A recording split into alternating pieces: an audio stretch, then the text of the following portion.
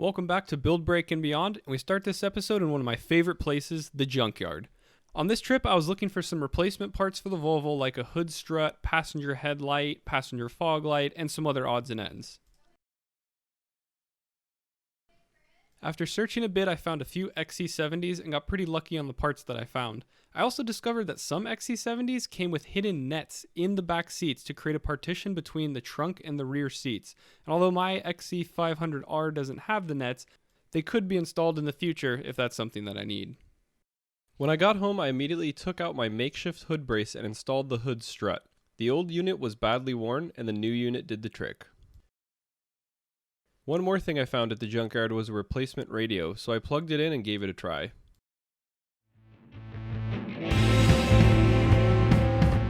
I checked the battery again, and after 2 days on a trickle charger, it finally had over 12 volts, so I gave it another try starting. Alright, well, that's still struggling, so there's probably an issue with the battery. I'll go get it tested and see what comes back. I had the battery tested and it was only producing about 300 cold cranking amps, but it was rated for over 700. So I just purchased a new battery and threw it in. There, I got the new battery installed. Let's give it a try.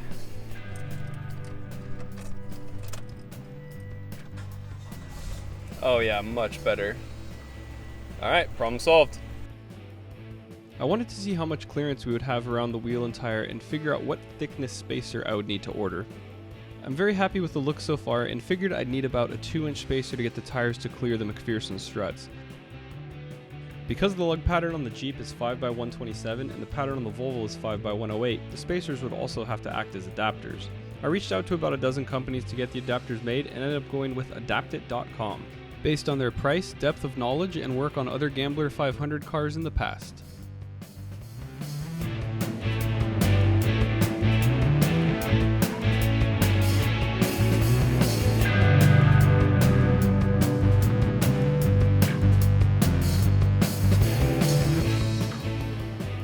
The spacer slid right on, and after getting the first one sorted out, the rest were a breeze. I even did the next one in about 11 seconds. Check it out.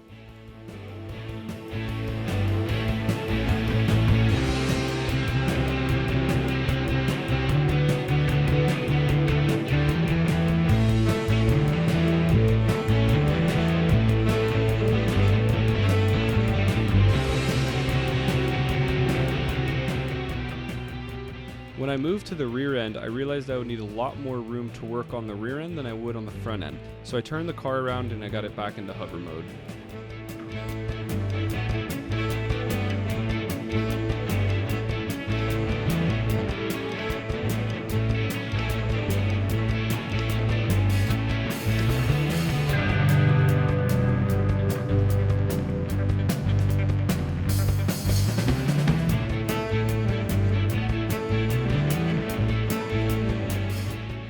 The next project was to put in subframe spacers. I decided to make them myself, starting with some raw aluminum.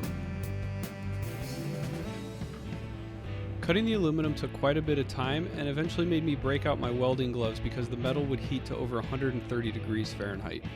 After they were all cut, they were a bit rough around the edges, so I took them inside to get them sanded and smooth.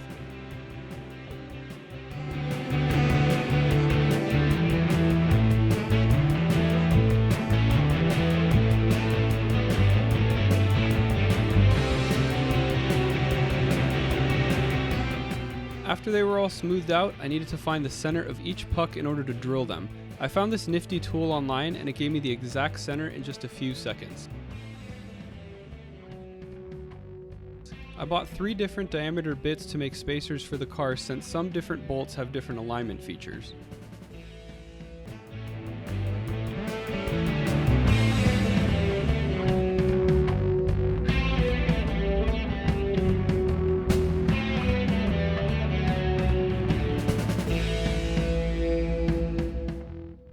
The last step was to deburr the center holes on the spacers.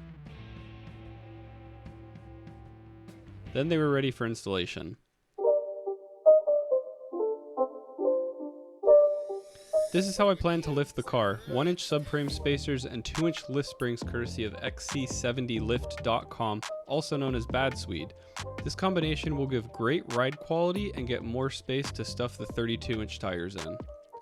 First order was to install the spacers.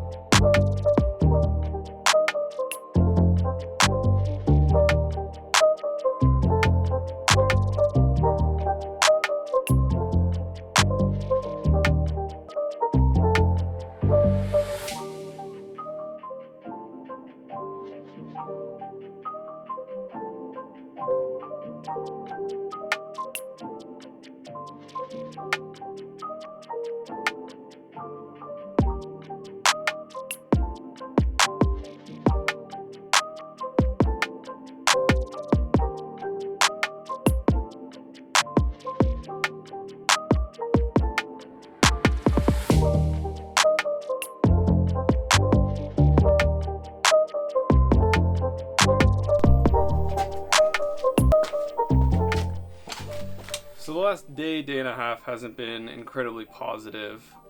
First, I was trying to install the springs on the Volvo, and it turned out they were for a completely different car.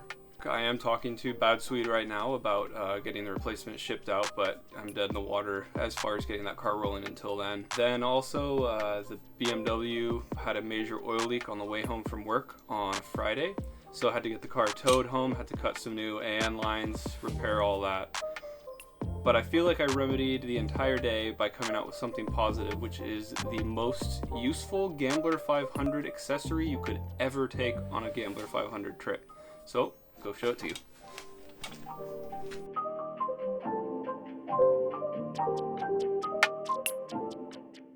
This is the Coleman CT200U EX. It is as reliable and as fun as you can imagine, and on a Gambler 500, nothing is more important than having fun.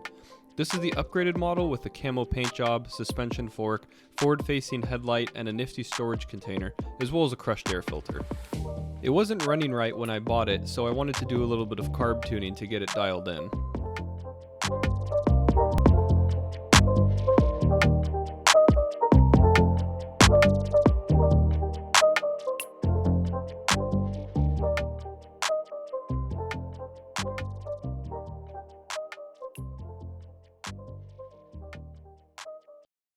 Few moments later.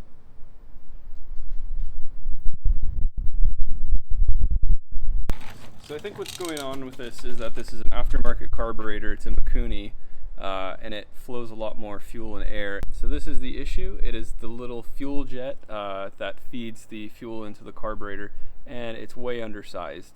This is 95. I need about 150. It'll turn on for a second or two, and then it will just immediately die. If you give it any throttle, it will die at half throttle. So I have a whole new kit on order with sizes all from about 100 to 150. It should be here in a few days, and we'll plug it in and hope that that works. Thanks for watching. Check back on the next episode where we get this thing running and we get the springs in for the Volvo, get those on, and see where we go from there. Thanks. See you next time.